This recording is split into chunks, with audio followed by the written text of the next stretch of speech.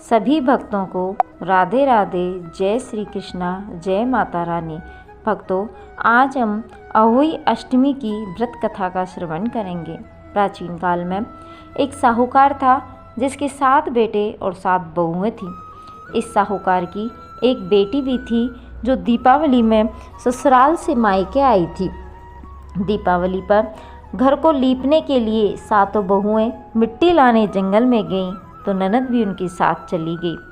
साहूकार की बेटी जहाँ मिट्टी काट रही थी उस स्थान पर श्याऊ अपने 7 बेटों के साथ रहती थी। मिट्टी काटते हुए गलती से साहूकार की बेटी की खुरपी के चोट से श्याहू का एक बच्चा मर गया। इस पर क्रोधित होकर श्याहू बोली, मैं तुम्हारी कोख बांधूंगी। श्याहू के वचन सुनकर साहूकार की बेटी अपनी 7 भाभियों से एक एक कर विनती करती है कि वह उसके बदले अपनी कोख बंधवा ले। सबसे छोटी भाभी ननद के बदले अपनी कोख बंधवाने के लिए तैयार हो जाती है। इसके बाद छोटी भाभी के जो भी बच्चे होते हैं वे 7 दिन बाद मर जाते थे। 7 पुत्रों की इस प्रकार मृत्यु होने के बाद उसने पंडित को बुलवाकर इसका कारण पूछा। पंडित ने सुरही गाय की सेवा करने की सलाह दी। सुरही सेवा से प्रसन्न होती है और उसे श्याहू के पास ले जाती है। रास्ते में थक जाने पर दोनों आराम करने लगते हैं। अचानक साहूकार की छोटी बहू की नज़र एक ओर जाती है। वह देखती है कि एक सांप गरुड़ पंखनी के बच्चे को डसने जा रहा है और वह सांप को मार देती है।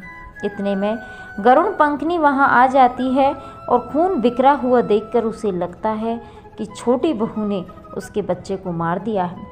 इस पर वह छोटी बहू को चोंच मारना शुरू कर देती है।